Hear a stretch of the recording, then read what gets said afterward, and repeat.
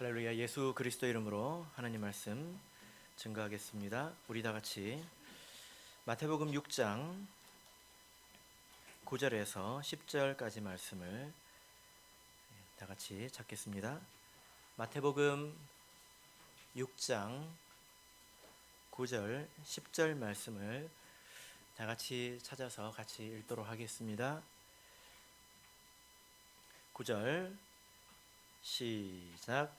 그러므로 너희는 이렇게 기도하라. 하늘에 계신 우리 아버지여, 이름이 거룩히 여김을 받으시오며 나라의 임하옵시며 뜻이 하늘에서 이룬 것 같이 땅에서도 이루어지이다. 아멘. 네, 오늘 이 시간은 너희는 이렇게 기도하라 첫 번째 말씀을 전하겠습니다. 여러분께서는 비행기를 혹시 타보신 적이 있으십니까? 나를 뭘로 보고 그런 걸 물어보냐, 대답도 안 하시네요. 비행기를 타면 뭘 주죠?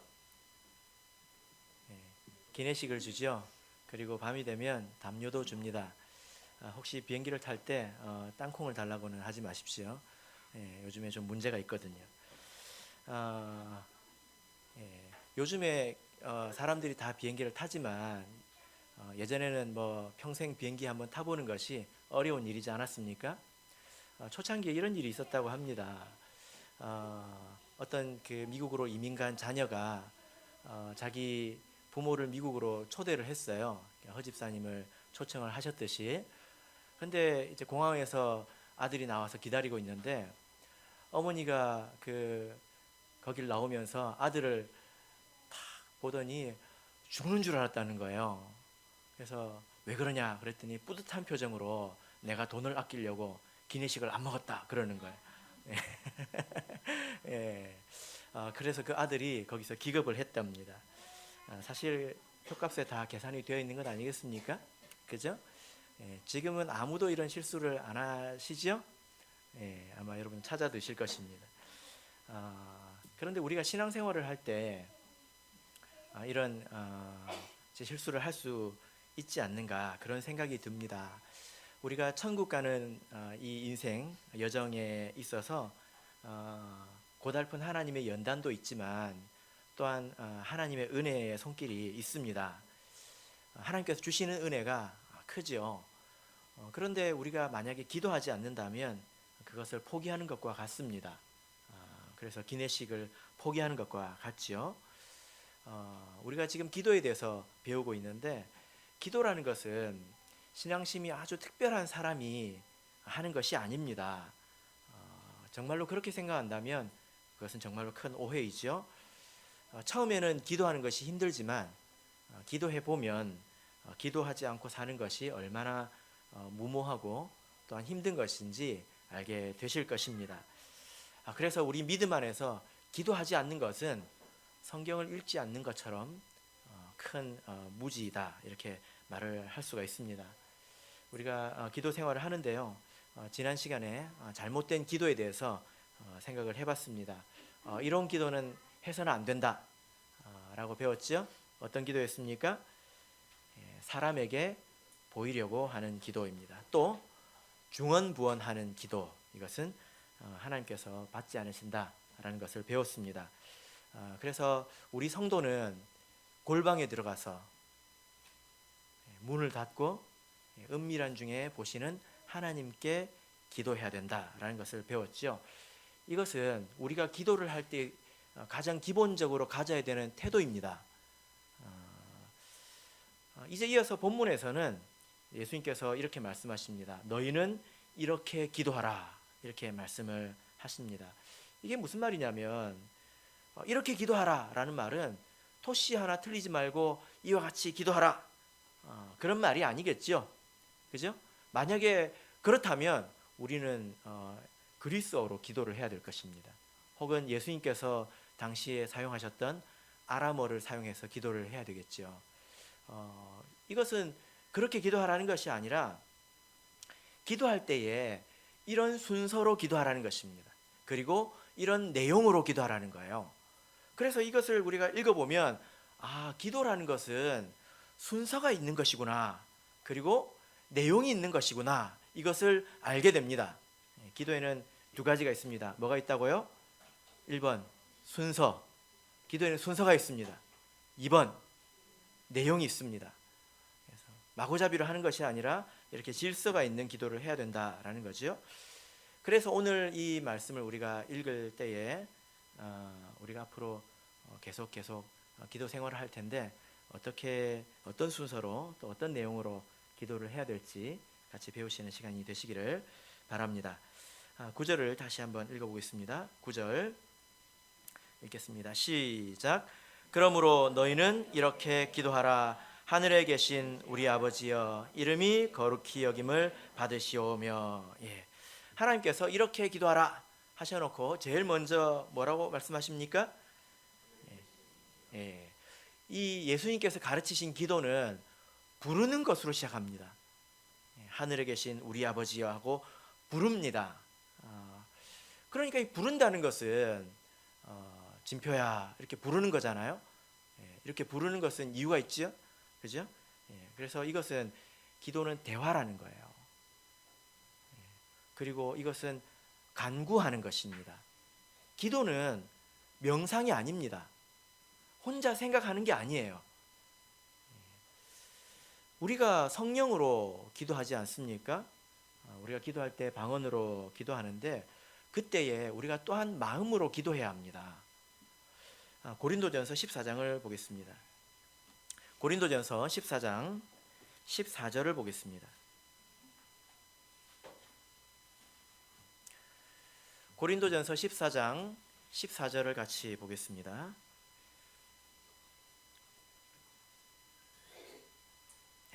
같이 읽겠습니다. 시작. 내가 만일 방언으로 기도하면 나의 영이 기도하거니와 나의 마음은 열매를 맺히지 못하리라. 이것은 기도할 때에 일어날 수 있는 하나의 그 현상에 대해서 이야기를 하는 것인데, 우리가 방언으로 기도할 때에 마음으로도 기도해야 된다는 것입니다. 여기 보시면 내가 만일 방언으로 기도하면 나의 영이 기도하거니와 할 때 이 나의 영은 나의 그 영이라는 뜻입니다. 그래서 이것은 성령을 말해요. 원문을 보면 나의 영, 내 영혼을 말하는 게 아니라 나의 그 영혼, 이것은 내가 받은 성령을 말하겠죠. 그래서 우리가 방언으로 기도할 때에 성령께서 우리를 위해서 말할 수 없는 탄식으로 기도하신다고 우리가 줄곧 배워왔지 않습니까? 그죠? 그런데 내가 방언으로 기도하고 마음으로 기도하지 않으면 어떤 일이 생깁니까? 나의 마음은 열매 맺지 못한다, 이렇게 말씀을 하고 있습니다. 우리가 기도할 때에 잡념을 가진다든지 입으로는 방언으로 기도하면서 혹은 명상처럼 자기 생각을 정리한다든지 내가 하나님을 부르지 않고 하나님께 구하지 않는다면 내 마음은 열매를 맺지 못합니다. 이게 무슨 말이냐면요, 한번 생각해 보십시오. 내가 마음으로 뭔가를 구했을 때에 이후에 어떤 응답을 받았는지 내가 알지 않겠습니까? 하나님께서 내 기도를 정말 들으시고 응답해 주시는구나, 알지 않겠습니까? 그죠? 그런데 내가 마음으로 구하지 않으면 무슨 응답을 받았는지, 무슨 일이 일어났는지 알 수가 없죠. 그러니까 내 믿음이 자라지 않는다는 거예요. 그래서 우리는 마음으로 기도하고 또한 영으로 기도해야 합니다. 마음으로 어떻게 기도해야 됩니까? 하나님을 먼저 부르고 하나님께 말해야 합니다. 집에 들어가서 오늘 축구를 한다고 하던데 몇 대 몇이려나 기도를 하면서 계속 이 생각을 하고 있으면 안 되겠지요. 드라마에 그 아가씨는 잘 됐으려나 김치가 잘 익고 있으려나 이런 생각을 하지 마시라는 겁니다. 그리고 기도는 명상이 아닙니다. 하나님께 구하는 것입니다. 여러분, 다른 사람에게 뭔가 도움을 요청해 보신 적이 있으십니까? 돈을 빌려 보신 적이 있으십니까? 만약에 우리가 다른 사람에게 도움을 요청한다면 그 이전에 많은 것을 생각하게 됩니다. 돈을 빌리러 간다고 한번 생각해 보십시오. 발이 안 떨어지겠죠? 그때 우리는 크게 두 가지를 생각하게 됩니다. 무엇을 생각합니까? 내가 이제 필요에 의해서 돈을 빌린다고 할 때에 첫 번째 생각하는 것은 그 사람에게 돈이 있는지를 생각하게 됩니다. 그래서 저한테는 아무도 돈을 빌리러 안 오더라고요. 저 사람이 나한테 빌려줄 돈이 있는가, 이 생각을 하겠죠. 그 사람에게 그런 능력이 있는지 생각하게 됩니다. 그런데 그보다 더 중요한 것은 그 사람과 나와의 관계입니다. 그 사람이 아무리 부자이면 뭐합니까? 나하고 도와줄 관계가 있지 않다면 안 도와주겠죠. 그죠? 아무리 능력이 있어도 관계가 어색하면 내가 구할 수가 없는 것입니다. 이런 생각을 하지 않고 도움을 요청한다고 생각해 보십시오. 잘 모르는 사람이 어느 날 불쑥 와가지고 100만 원만 빌려주시오, 이렇게 이야기하면 이것은 굉장히 무례한 거죠. 그죠? 이것은 아니면 말고식입니다. 그리고 믿져야 본전식이죠. 우리가 기도할 때 하나님께 이래서는 안 된다는 것입니다. 믿져야 본전이라는 식으로 뭐 물에 빠진 사람이 지푸라기라도 붙잡는다는 심정으로 기도하는 것은 곤란합니다. 기도할 때는 믿음이 있어야 돼요. 어떤 믿음이 있어야 됩니까? 내가 지금 누구한테 기도하는지 알아야 합니다. 그리고 그분이 어떤 능력이 있는지, 그리고 그분이 나와 어떤 관계가 있는지를 생각하고 그분이 내 기도를 들으실 거라고 믿고 기도해야 합니다. 이것이 상식이지 않습니까? 그죠?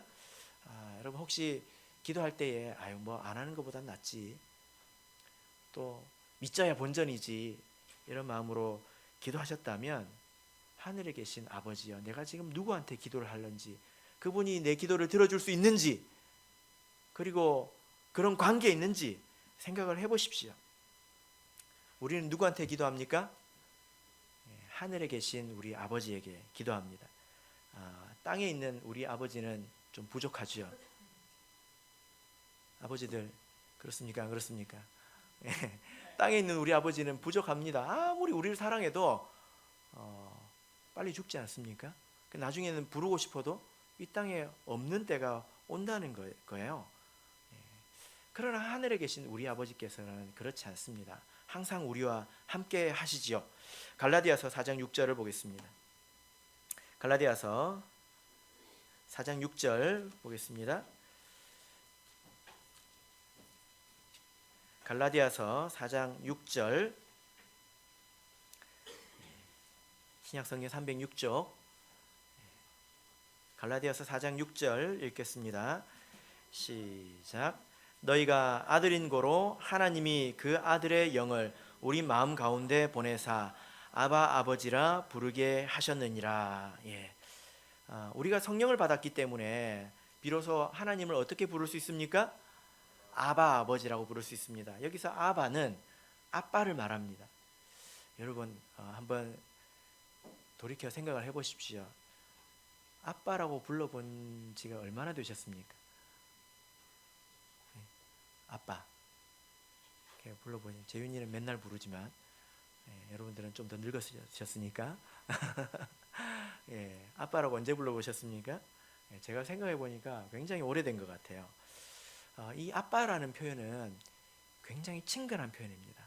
하나님께서 우리에게 아빠라고 부르라고 하셨다는 거예요. 이것은 굉장히 친근한 표현이죠. 그죠? 여러분이 생각하실 때 하나님은 어떤 분입니까?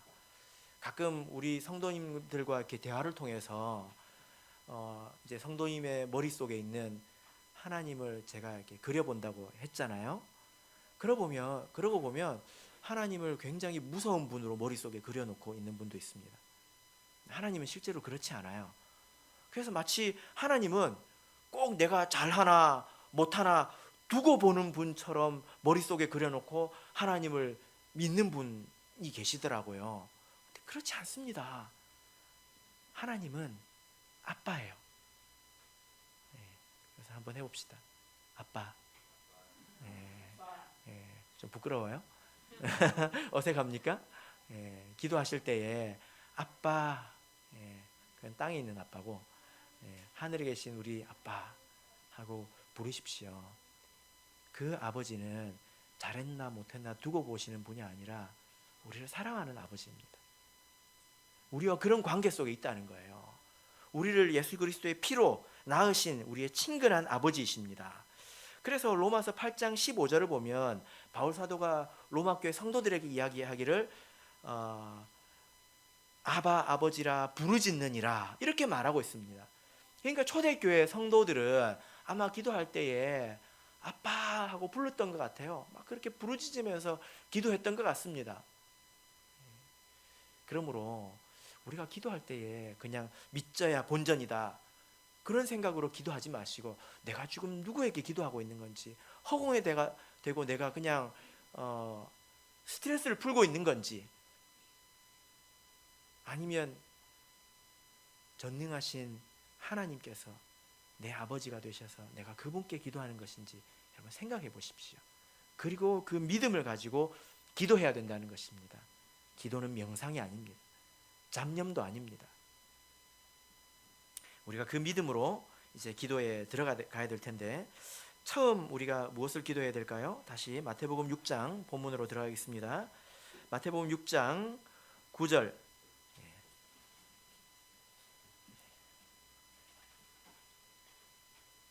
다시 한번 읽어보겠습니다. 마태복음 6장 9절 읽겠습니다. 시작.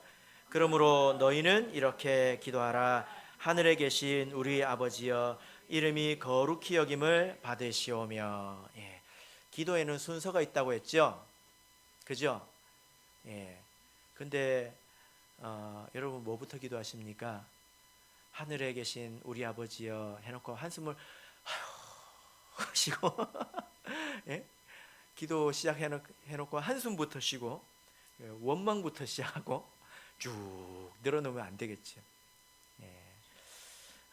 주기도문은 지금 우리가 이렇게 주기도문을 보고 있는데, 주기도문은 두 부분으로 나누어져 있다라고 여러분들께서 익히 배우셨을 것입니다. 9절과 10절은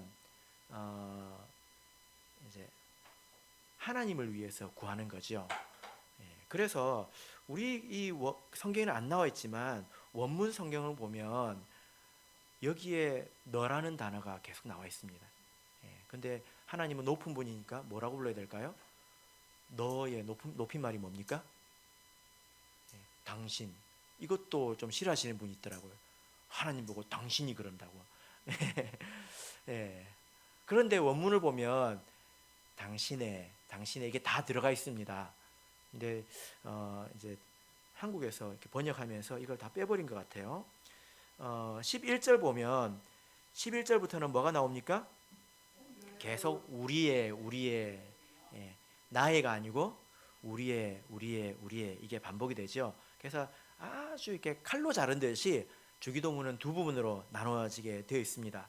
그래서 당신의 이것을 넣어서 읽어보면, 하늘에 계신 우리 아버지여, 당신의 이름이 거룩히 여김을 받으시오며 당신의 나라가 임하옵시며 당신의 뜻이 하늘에서 이룬 것 같이 땅에서도 이루어지다 하고 다 들어가 있어요.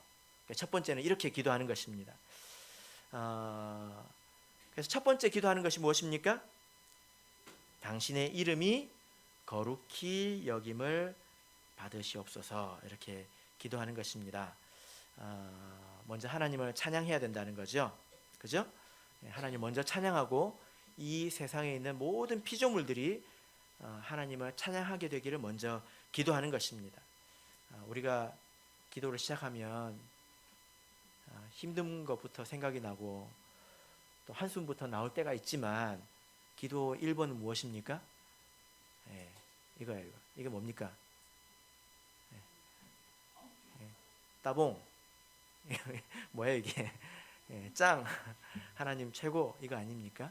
그래서 지금까지 내가 받은 은혜를 생각하면서 그래도 내가 여기에 이르는 것은 하나님의 은혜입니다. 하나님이 불러주시지 않았으면 세상에서 허무한 나날을 살고 있지 않았겠습니까? 그러니까 지금 우리가 하나님을 알아서 하나님께 기도하게 된 것을 먼저 감사하는 것입니다. 하나님께서 이 세상을 창조하셨는데 이 세상이 하나님을 찬양하지 않습니다. 그래서 우리가 기도할 때에 그것을 위해서도 기도하는 거죠. 하나님은 그 능력으로 보나 또 그 성품으로 보나 찬양 받으시기에 합당한 분입니다. 하나님은 찬양 받으실 만한 분이십니다. 그래서 내가 먼저 기도할 때는 하나님께 감사하고 찬양해야 돼요. 예. 눈물부터 뚝뚝 떨어뜨리면 안 됩니다. 그리고 이 세상이 하나님을 마땅히 찬양하기를 우리가 먼저 바라야 합니다. 여러분, 이 세상이 하나님을 찬양합니까? 아닙니다. 아니에요. 세상에 하나님을 믿는 사람들도 많지만 하나님을 믿지 않는 사람들도 많습니다. 때로는 하나님을 멸시하는 사람도 있지요. 제가 이제 몇 년 전에 조기 축구를 나가는데 처음 나가서 이렇게 뭐 자기 소개를 하라고 하니까 제가 참예수교회 이제 목사라고 이렇게 이야기했습니다. 그랬더니 어떤 사람이 그 이야기를 듣고 목사가 뭐요? 그러더라고요. 뭔 소린가 했더니 뭐라고 그러냐면 물에 빠져 죽으면 익사, 굶어 죽으면 아사, 목매 죽으면 목사 그러더라고요. 제가 그걸 듣고 깜짝 놀래가지고 무슨 저런 사람이 다 있나 하고 제가 쳐다봤는데 사실 좀 불쾌했습니다. 제가 개인적으로 불쾌한 것이 아니라 이 세상을 창조하신 하나님께서 이 세상에서 그 정도의 취급을 받고 계시는구나, 이런 생각을 제가 하게 되었습니다. 여러분 한번 생각해 보십시오. 내 육신의 아버지를 아무리 못났다고 하더라도, 맨날 술만 마시고 집에 오면 두들겨 패는 아버지라고 하더라도 다른 사람이 내 아버지 욕하면 기분이 좋아요, 나빠요? 나쁘죠. 그죠? 그런데 이 세상에서 하나님의 이름이 그에 걸맞는 존중을 받지 못하고 계시다는 것입니다. 그에 대해서 우리가 애통하는 마음을 가지고 하나님의 이름이 영광을 받을 수 있도록 우리가 기도해야 되는 것입니다.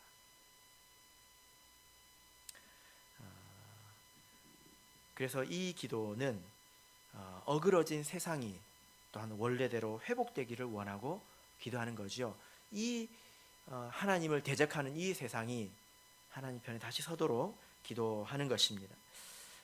우리 성도님들께서는 첫 번째 감사부터 하시길 바랍니다.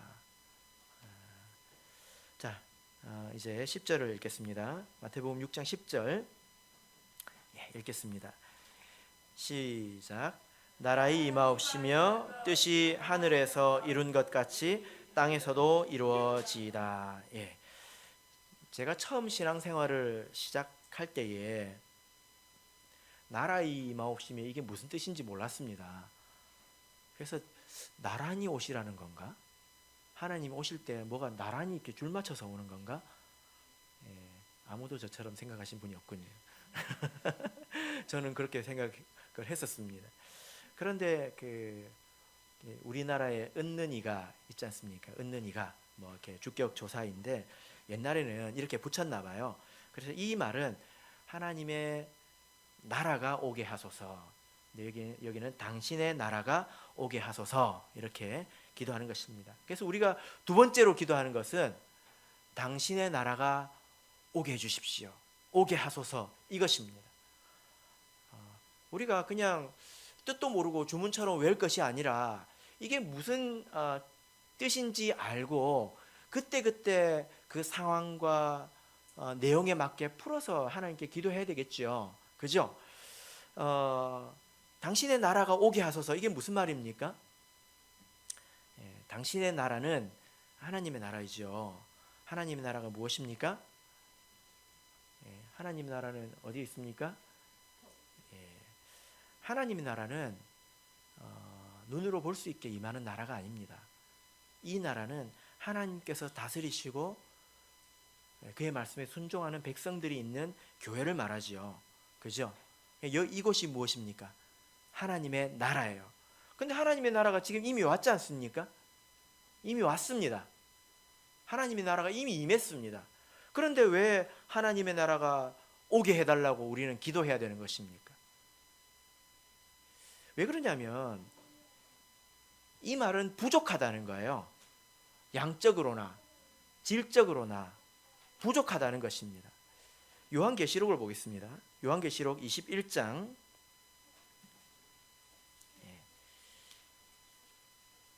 2절을 보겠습니다.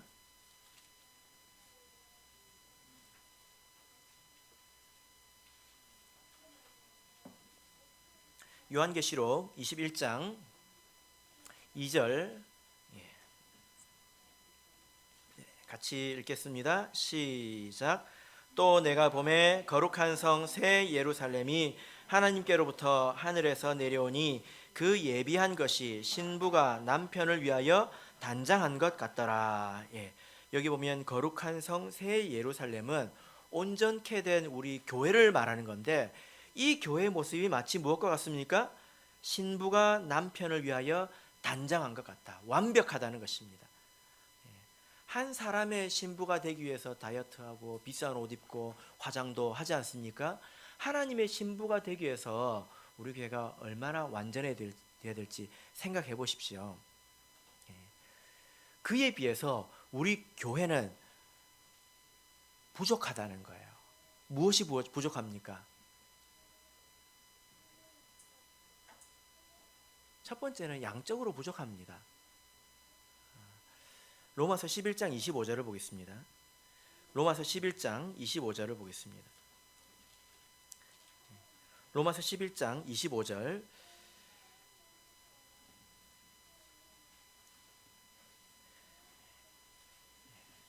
읽겠습니다.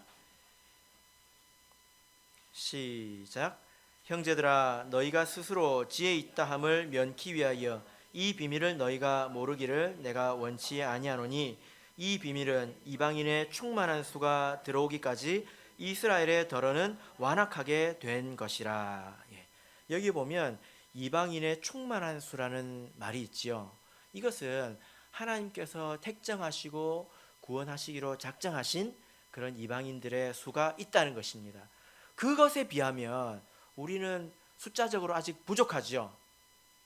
그죠?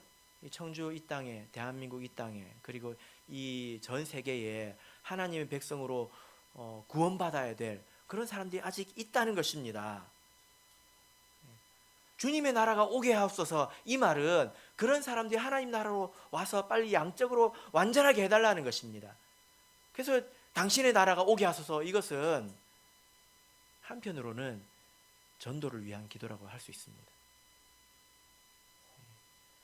양적으로도 부족하지만 질적으로도 부족하죠. 그죠? 아까 우리가 계시록 21장 2절의 말씀을 통해서 우리 성도의 이 모습이 신부가 남편을 위하여 단장한 것 같더라 라고 말하고 있습니다.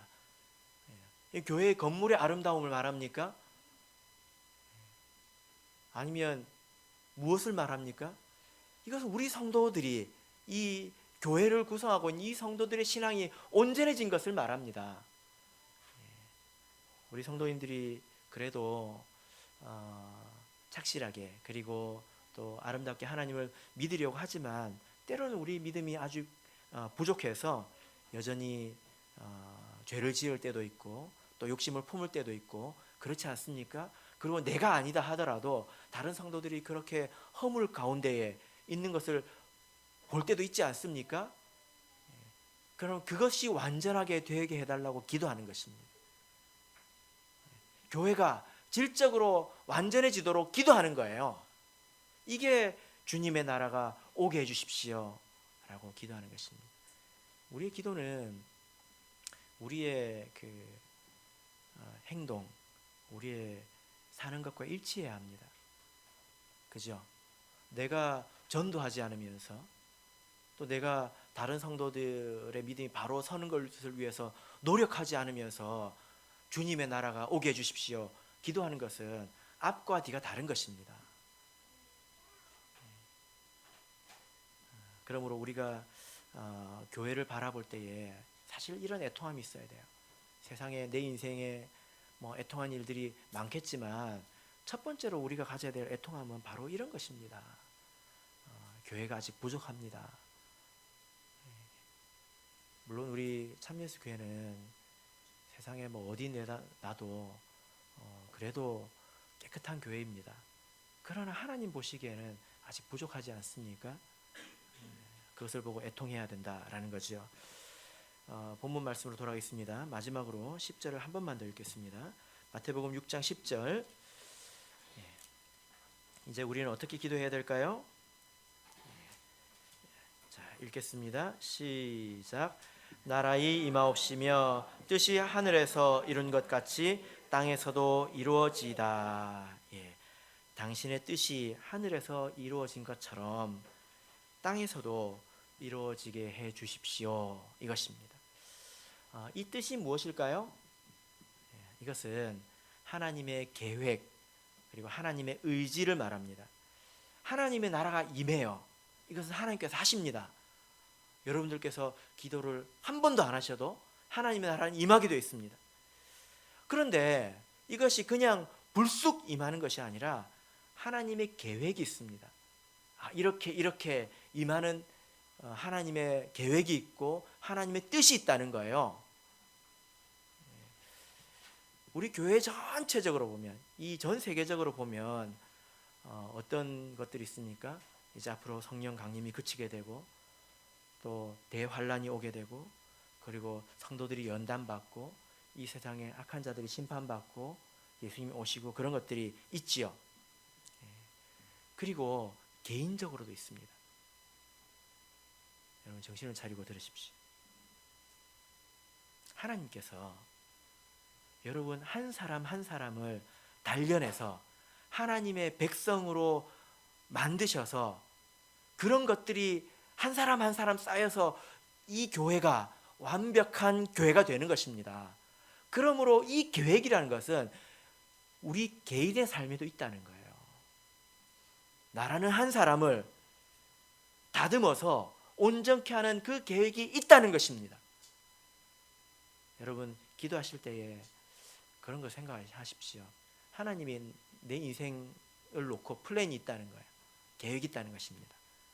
그러면 우리가 기도할 때 하나님 내가 뭔지는 모르겠지만 하나님 계획대로 해주십시오. 이렇게 기도하는 것입니다. 근데 이렇게 기도하는 것이 쉽겠습니까?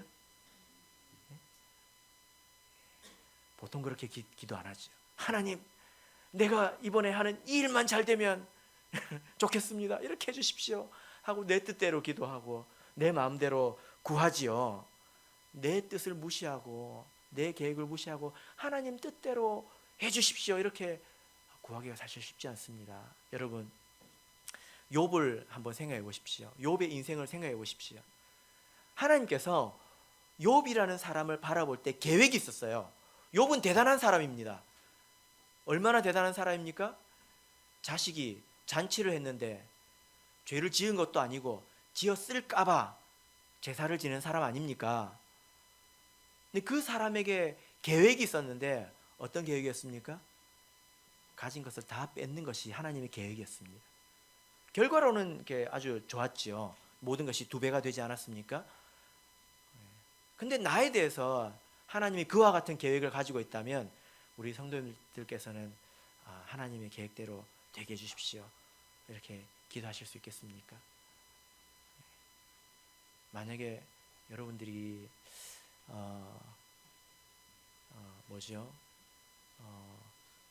이제 뇌출혈이 일어나가지고 중풍 같은 것이 와서 병상에서 한 10년 정도 누워서 있다가 하나님께로 가는 것이 하나님의 뜻이라면 정말로 그대로 이루어지기를 바라십니까? 우리가 이것을 생각하고 기도해야 합니다. 만약에 그것이 하나님의 뜻이라면 그게 베스트입니다. 세상에서 내 계획대로 내 뜻대로 살다가는 내 인생이 어떻게 될지 모르지요. 내가 영원히 불타는 지옥에 들어가서 고통을 받을 수도 있습니다. 그래서 우리가 이런 믿음을 가지고 기도하는 것입니다. 그리고 우리 개교회적으로도 하나님의 뜻이 있습니다. 우리가 하나님의 뜻이 하늘에서 이룬 것 같이 땅에서도 이루어지이다 이렇게 기도하는 것은 하나님의 뜻이 무엇인지를 알기를 구하는 것이고 한편으로는 내가 그것을 이루기 위해서 내가 애쓰는 것을 말합니다. 말만 이렇게 하나님께서 뜻을 이루어 주십시오 라고 말하는 것은 나는 가만히 앉아있고 하나님께서 그 뜻을 알아서 이루시겠지 그렇게 해주십시오 라고 하는 게 아닙니다. 기도와 행동은 일치해야 합니다. 내가 그렇게 행동하면서 하나님께 그렇게 기도해야 되지 않겠습니까? 전 교회적으로도 있고요. 그리고 우리 각자의 인생에도 하나님 뜻이 있습니다. 그리고 우리 청주교회도 하나님 뜻이 있습니다. 그래서 제가 이번 영혼의 기간 중에 하나님의 우리 교회를 향하신 하나님의 뜻이 있다. 저는 개인적으로 그것을 들었다고 생각합니다. 그것을 알기 원하고 그것을 들었다면 실천하고 이것을 먼저 기도하는 것이 이제 이어지는 우리를 위한 기도에 들어갈 준비라는 것입니다. 사랑하는 성도 여러분, 예수님께서 이렇게 말씀하셨죠. 너희는 먼저 그의 나라와 그의 의를 구하라. 그리하면 이 모든 것을 너희에게 더하시리라 라고 하셨습니다. 우리가 먼저 하나님의 나라, 이 나라가 온전해지기를 구하고 또 그에 앞서서 하나님의 이름이 찬송받으시고 영광 받으시기를 먼저 구하고, 그래서 우리가 먼저 감사하고 그 뜻이 이루어지기를 구할 뿐만이 아니라 내 일상의 삶 속에서도 우리 교회가 온전해지기를, 양적으로나 질적으로 온전해지기를 힘쓰고 하나님의 뜻이 무엇인지 알기를 구하고 그것을 실천한다면 하나님 보시기에 정말로 훌륭한 성도가 될 것입니다. 그리고 그 사람들은 믿음이 자랍니다. 마음의 열매를 맺습니다. 하나님께서 무엇을 원하시는지 알아가게 되는 거죠. 그래서 아주 큰 감동 가운데서 신앙생활을 해 나가게 될 것입니다. 이런 말을 하지요. 주기도문에서 기도를 빼면 뭐가 됩니까? 주기도문에서 가운데 기도를 빼면 주문이 되지요.